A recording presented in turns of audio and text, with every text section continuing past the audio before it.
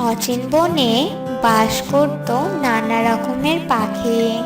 সেই বনেই একটা গাছের একটা ডালে বাস করত চড়ুই। সেই গাছেরই আর একটা ডালে বাস করত একটি কাক। দুজনের মধ্যেই ছিল ভারী ভাব। তারা দুজনেই একটি গাছের দুটি ডালে বাসা বেঁধেছিল। আবার দুজনেরই ছিল একটি করে ছানা।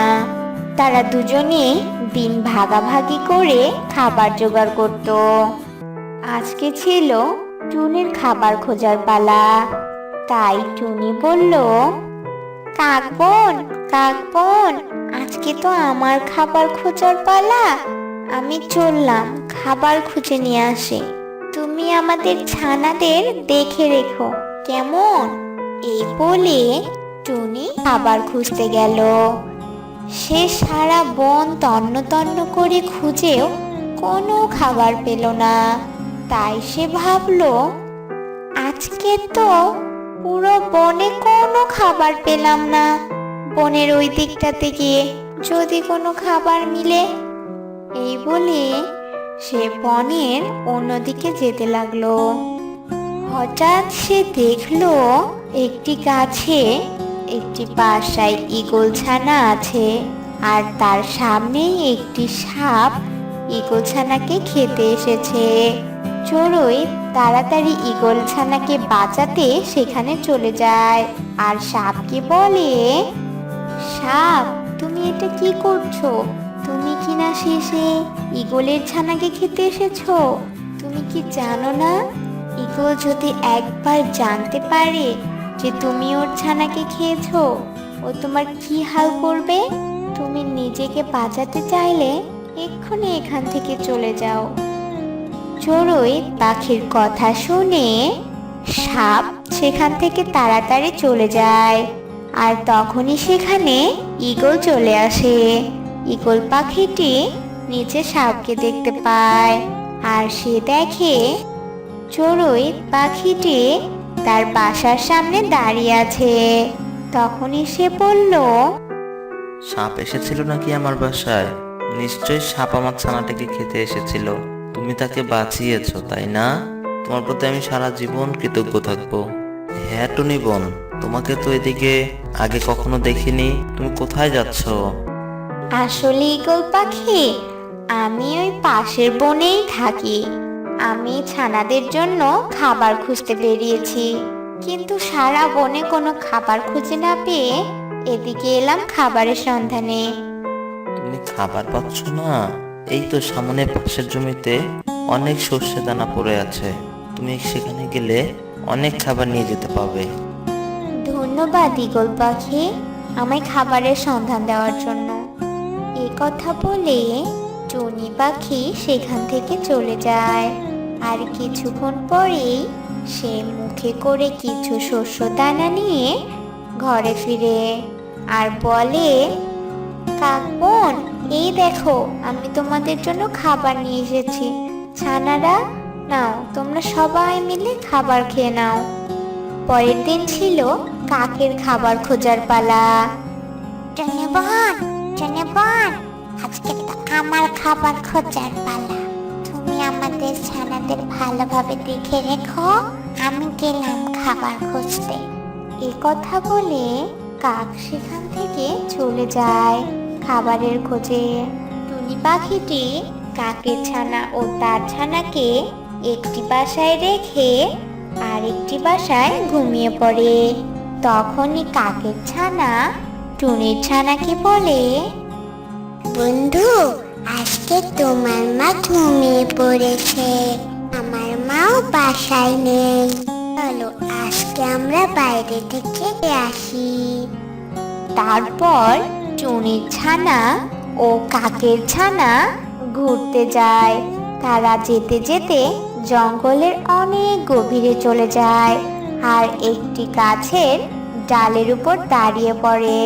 তখন টুনির ছানা বলে, বন্ধু, আমার খুব পানির পিপাসা পেয়েছে, তুমি এখানেই থাকো, আমি পানি পানি খেয়ে আসি। এ কথা বলে টুনির ছানা পানি খেতে চলে যায়। আর কাকের ছানা সেখানে একাই দাঁড়িয়েছিল।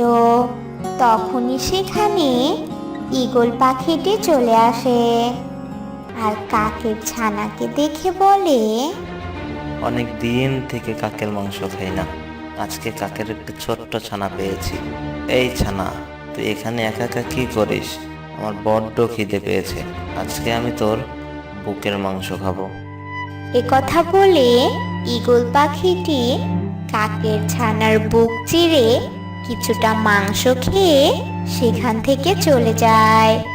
আর তখনই সেখানে টুনির ছানা চলে আসে আর কাকের ছানার এরকম অবস্থা থেকে ভীষণ ভয় পেয়ে যায় আর বলে, এ কি, আমার বন্ধুর কি হয়েছে? হয়তো কেউ ওর বুক চিরে মাংস খেয়ে ফেলেছে।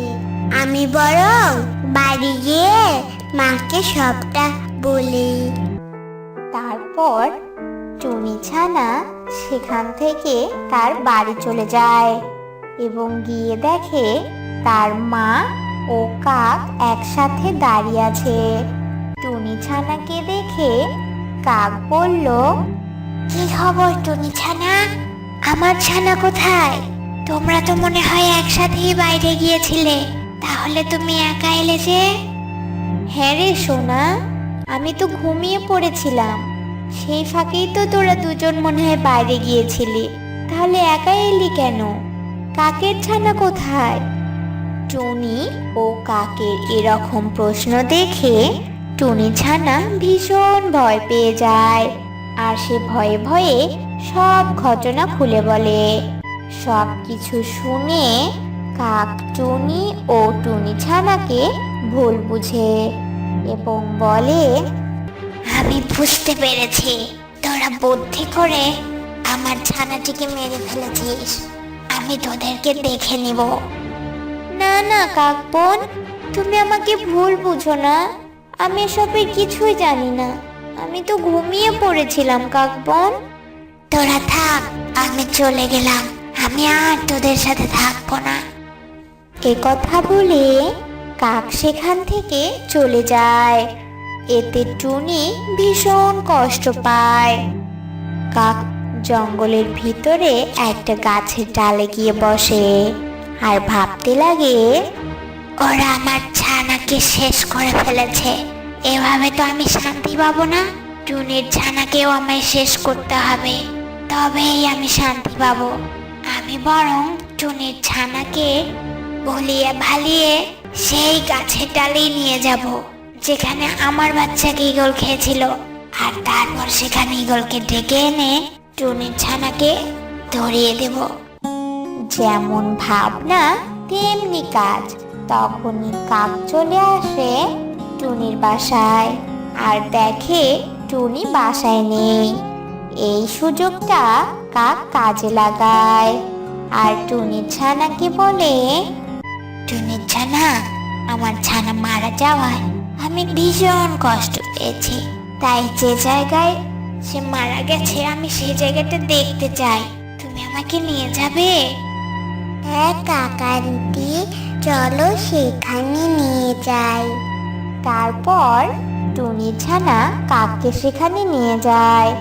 সেখানে গিয়ে কাক টুনি ছানাকে বলল, তুমি এখানেই থাকো, আমি এক্ষুনি আসছি। এ কথা বলে কাক যায় ঈগলের বাসায় আর ঈগলকে বলে, ঈগল পাখি, ঈগল পাখি, আমি তোমার জন্য শিকারের ব্যবস্থা করেছি, এসো আমার সাথে। আরে, এ তো অনেক খুশি সংবাদ, চলো চলো। তারপর কাক ও ঈগল সেখানে চলে যায় আর ঈগল পাখি টুনি ছানাকে দেখে বলে, তুমি সেই পাশের জঙ্গলের টুনির ছানা না? হ্যাঁ ঈগল চাচ্চু। কি রে কাক, তুই এটা কি করেছিস? তুই জানিস টুনি কত ভালো, সে কত দয়ালু। দুদিন আগে আমি এখানে একটা কাকের ছানাকে খেয়েছিলাম, আমি বুঝতে পারিনি সেটা তোর ছানা। এতে টুনি বা টুনির ছানার কোনো দোষ নেই। তুই ওদেরকে ভুল বুঝে প্রতিশোধ নিতে এসেছিস। দাঁড়া, আজ তোকে দেখাচ্ছি মজা। আজ আমি তোর বুকের মাংস খাবো। না না চাচু, তুমি কাক আন্টিকে খেও না, তুমি আন্টিকে মাফ করে দাও। টুনির ছানার এরকম কাকতি মিনতি শুনে ঈগল পাখি কাককে ক্ষমা করে দেয়। তারপর কাক টুনির ছানাকে নিয়ে টুনির বাসায় ফিরে যায় আর টুনির কাছে ক্ষমা চায়। টুনি কাককে ক্ষমা করে দেয় এবং তারা সুখে শান্তিতে দিন কাটাতে থাকে।